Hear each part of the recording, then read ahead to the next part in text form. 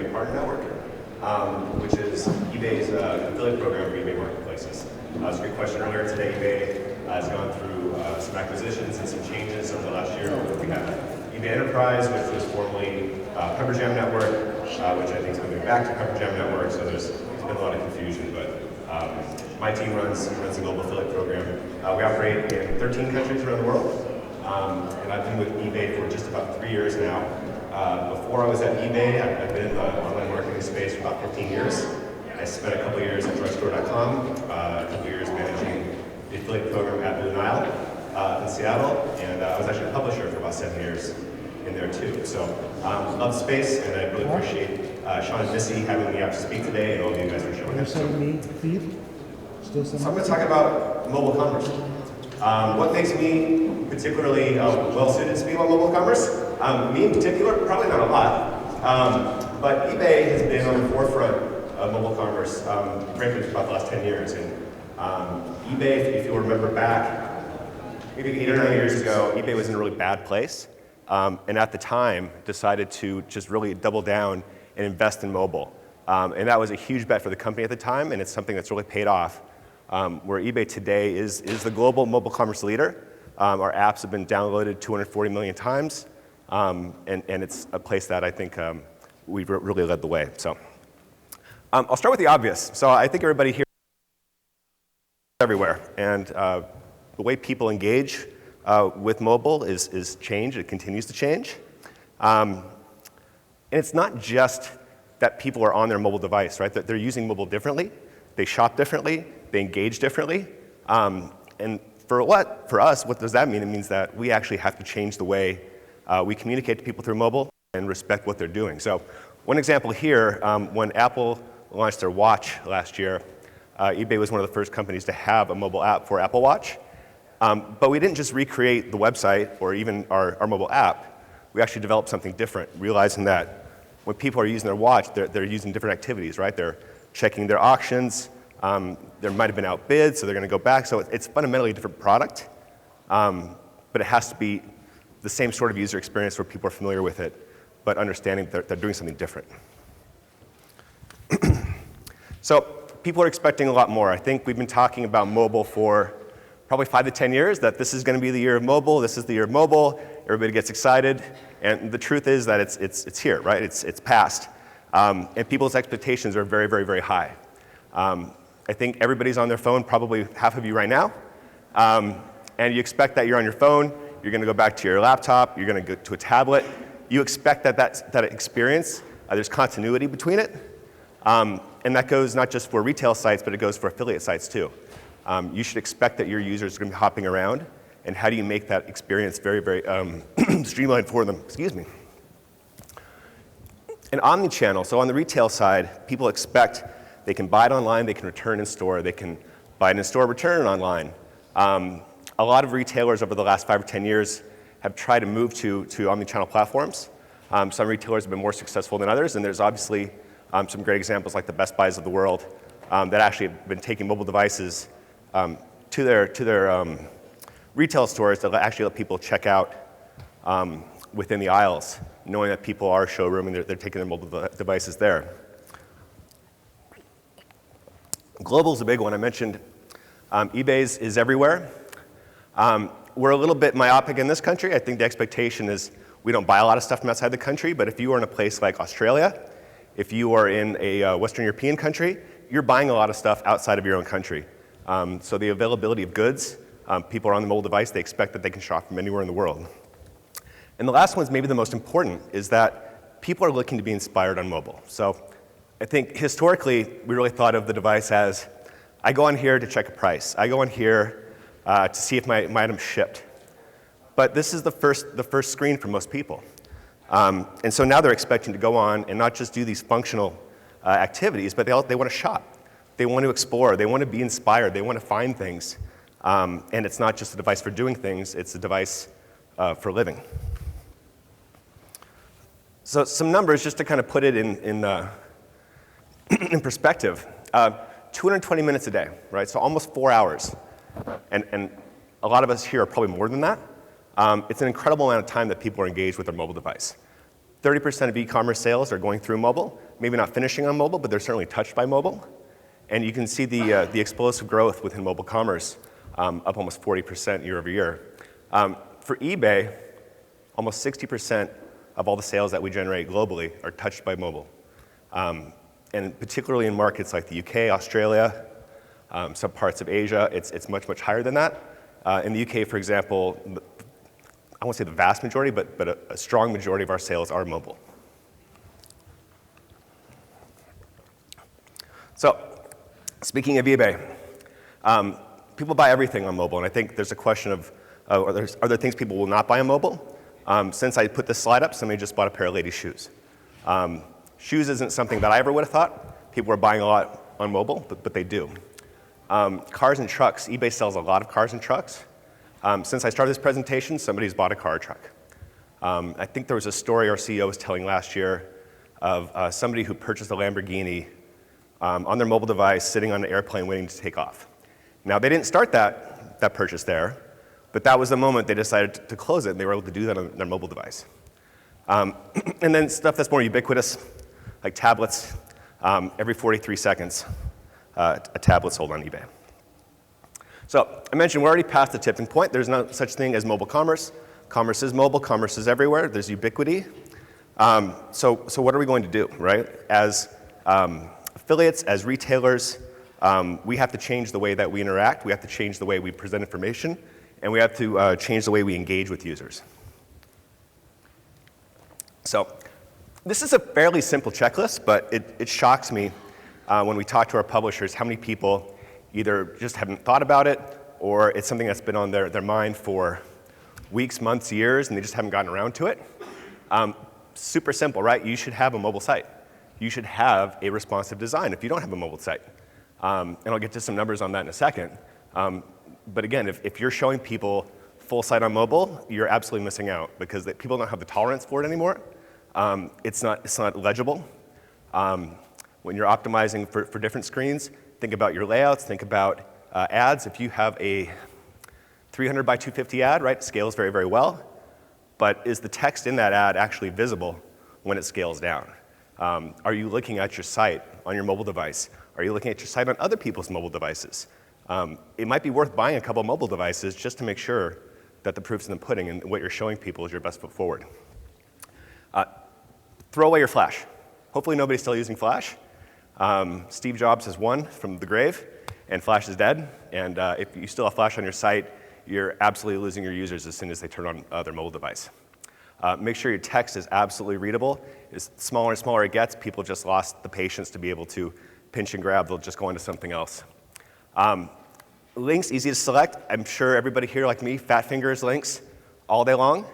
And we have ourselves to blame, right? We put everything too close together, or we haven't thought about how our content's going to scale when it gets shrunk down, and suddenly it's too hard for people to actually navigate your site.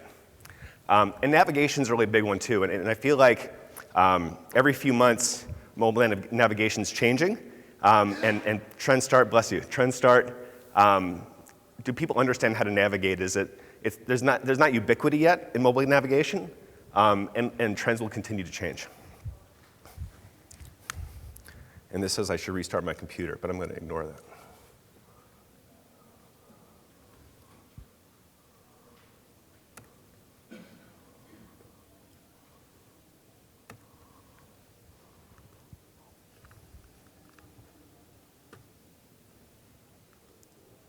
Great. So in addition to your website, obviously very, very important, but you should think about the entire funnel. So for those of you who are sending out emails, emails are open on mobile devices more than on desktop, right? So what does that mean as an email marketer? Well, your subject line, if it's longer than about that, people probably aren't seeing it. What are those first 1, 2, 3 words that are engaging people to actually get stuff opened up? The content within your email is it designed for mobile? If it's not, and I think we all get emails every week where you open up the email and you're trying to scroll, and it's not a lot of fun to scroll on a mobile device, certainly from side to side. Incredibly frustrating for users. Landing pages, so again, not just the layout of the landing page, but what are you expecting people to do on your site? Because on a mobile device, it's probably different than if they're on a tablet or if they are on their laptop computer or their desktop.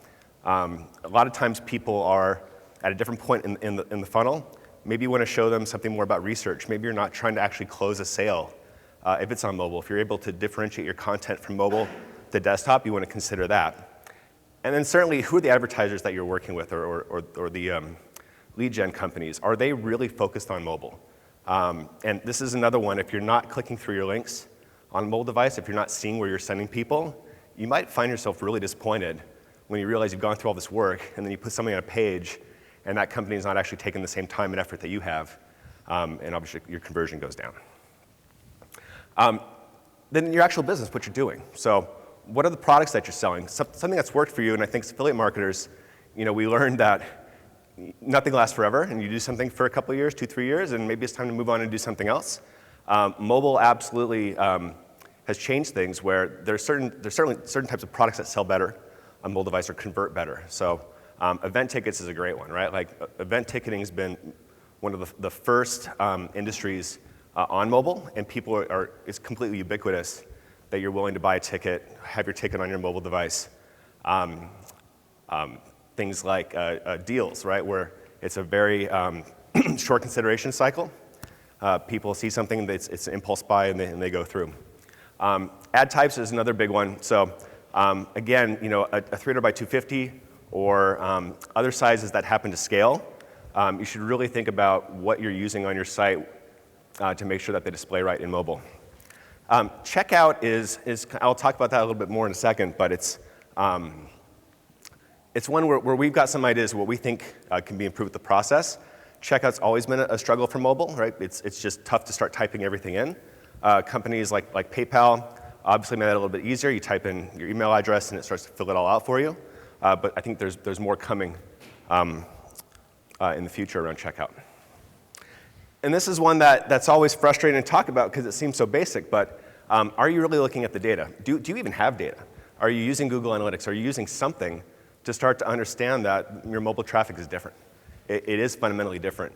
I think the one everybody sees at the end of the day is conversions, because generally mobile conversion is lower. But are you understanding what mobile devices people are coming from? Is there a difference between somebody coming from an iPhone, somebody coming from an Android device? Are they using different browsers?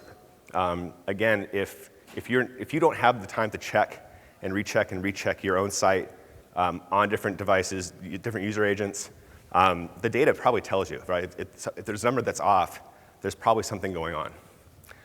And testing is huge. I know a lot of publishers I talk to, they either don't feel like they're set up to do A/B testing, they don't have the time to do A/B testing.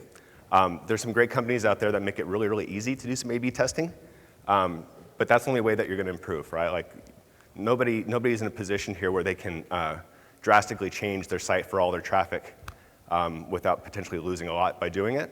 But you don't gain anything either if you're not willing to take some sort of risk. So what does this all mean? Well, I think a big one first is apps. Huge statistic, right? 88% of the time on your phone is in an app. Do you have a mobile app? Do you need a mobile app? Should you have a mobile app? I don't know. If you have enough of a community that's using your site, they probably benefit from an app, right? And it comes back to, is it worth spending the money and the time to develop that app? Do you think you could actually distribute the app well enough? But clearly, if you can get people engaged with your app, they're going to spend more time in it because that's just where we've all been kind of heading towards. And then these last two numbers here are from a survey we did with our own publisher community. We found that about 17% of people had an app, which I don't think was a huge shock. But we found that only half of our partners had a mobile optimized site, which was just shocking to me. And again, I start talking to folks, and it's something they just kept putting off. This is something that eBay's been doing. We launched this earlier this year. As I mentioned, eBay's app's been downloaded 240 million times. We have great penetration in the marketplace. When partners want to launch eBay within their app, we actually detect whether or not they have the app installed or not, and we land them in the app, we track it to the app. If they don't, we just send them to the normal M website. This is what I would expect a lot of retailers will start doing soon, because as people are used to operating in the app, they want that experience. The last thing you want them to do is go to the mobile web experience, close it out, open the app, because the tracking is going to break and you won't be compensated for it. Wearables. Wearables is a funny one. It's another one where people have been talking about wearables for a while. Whether it's taken off yet, I think Apple Watch has been a little bit underwhelming. I think it goes back to like, what functionally can I do with this? Why do I have this other than the fact that I should have this because everybody else has one and I want one too? But I think more and more retailers, more and more companies will start figuring out how people engage with wearables. And over the next 3 or 4 years, you'll see much, much higher engagement with wearables. Certainly, everybody follows Apple, so more and more watches to come. Payment optimizations is a big one. We talked about conversion rates being lower. Certainly, companies like PayPal and others have made mobile conversion stronger by making it easier. And now you're starting to see, whether it's financial institutions, Google Wallet, whoever, making it so easy to check out. So payments, basically over the next couple of years, not going to be a challenge anymore. The conversion rates from mobile should continue to rise, and it's innovations like this that'll drive that. And then this is one that we're certainly extremely interested in, and a lot of folks I've talked to here are as well. So the biggest concern that you all have as publishers is I send someone to a retail site, and good luck, right? It's up to the retailer, somebody else to do the conversion. Well, what if we just let you do that yourselves, and you don't actually put it in our hands anymore? So certainly companies like Pinterest, Juanilo's been doing it for a little while. There's companies like Shopify, and companies like eBay giving publishers APIs to actually do full checkout on your site. Or if you don't want to do full checkout, maybe let them create a basket and you can send it into an API. So instead of putting somebody on a view item page, product page, you can actually put them right in the checkout process to improve conversion. So things will continue to evolve. Mobile's certainly not going anywhere. If anything, it's a train that's not going to be stopped. And I think we all have to adapt, right? And I gave a few examples of how certainly eBay is and other retailers here are. And if you haven't started adapting your content, how you're engaging with your users, there's no time to delay to do that. Make sure you're reading your data. Make sure you understand how people are engaging with you.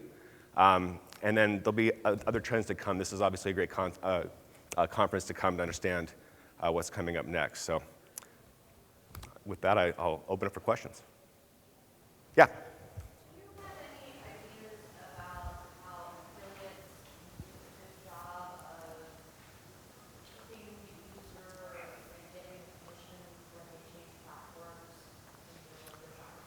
Yeah, it's a question I get a lot. So I don't know that anybody's doing a really good job of it, and I think that the biggest challenge for a company like ours is how do we, if we're not requiring people to log in every time, how do I create that GUID, that individual user? I know Affiliate Window in Europe has launched some technology, and I think it's very similar where they're basically going through and trying to match hardware IPs and build profiles to users.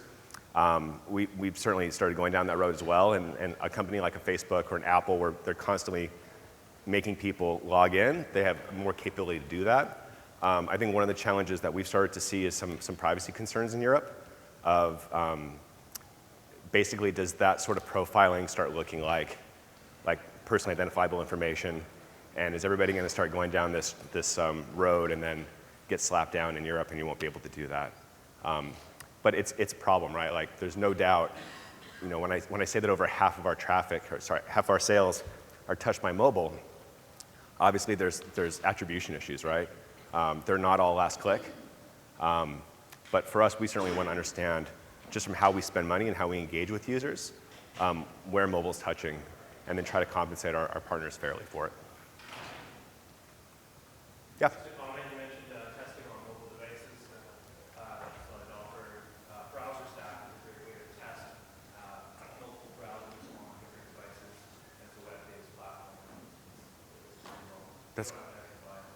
That's great. Thanks for sharing that with everybody. Yeah? If I come to eBay and I'm interested in a product or interested in a product page, but I don't convert at that particular time, yep. Is eBay doing any kind of remarketing or retargeting to be able to bring those consumers back to that particular page? As either as a merchant selling on eBay or either as an affiliate selling on eBay or just driving traffic to you guys, can you talk a little bit about that? Yeah, good question. So there's certainly some remarketing and retargeting that eBay does. and it's complicated, so I'm try to put it in the best light here. You, as an affiliate, send a user to that item, and they come back to eBay, and it's being remarketed. We certainly would still give that credit to the affiliate. We do retargeting in other channels, though, right? So we do display retargeting, we do Facebook retargeting. That traffic that our affiliate drives, we will leverage that data in those other channels. And frankly, if somebody goes through and clicks through that Facebook ad, we'll absolutely credit our spend with Facebook on that. Does that answer your question? Yeah, well, does it, so with the cookie then on the affiliate then sending traffic to you, how long is that cookie for them? 24 hours. Yeah, well, typically people don't usually transact in 24 hours if they're still shopping for a product that's locally expensive, right? I mean, we have billions of dollars of sales that say you're wrong, but. No, I said for a more expensive item, you know, they might do a little bit more research than 24 hours. Yes. Yeah. Absolutely. Or for cheaper items. Anybody else? Yeah. Maybe this is offline and I can talk to you afterwards, but the company I work for is really ahead of the curve on this. 85% of our transactions take place on a mobile device. Wow. I'm really struggling to find my go-to mobile affiliate.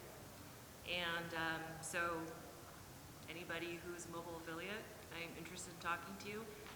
And I mean beyond just you send out emails and the emails are mobile friendly and your customers just happen to open the email on a mobile device. I'm looking for a more strategic partner. So that's interesting, right? Like I think an idea of a mobile affiliate is maybe like a unicorn, right? Like all affiliates are mobile, right? If everybody's engaged through mobile device, it's just a matter of time. I'd say geographically, there's certainly some areas that are ahead of the curve. I don't know how global or international your footprint is, but I mean, there's just some markets. I was shocked to find out the smartphone penetration in Australia, for example. There's like incredible 4G everywhere in Australia. Certainly the UK and markets that might be more accustomed to talking about. But you might be hard pressed to find somebody that is mobile first, other than if they have a mobile app. And if they have a mobile app, they either don't have enough distribution for it, or they've got a mobile website someplace, and have just tried to transition out of that. Anybody else? All right. Well, thanks everybody for coming. I really appreciate it.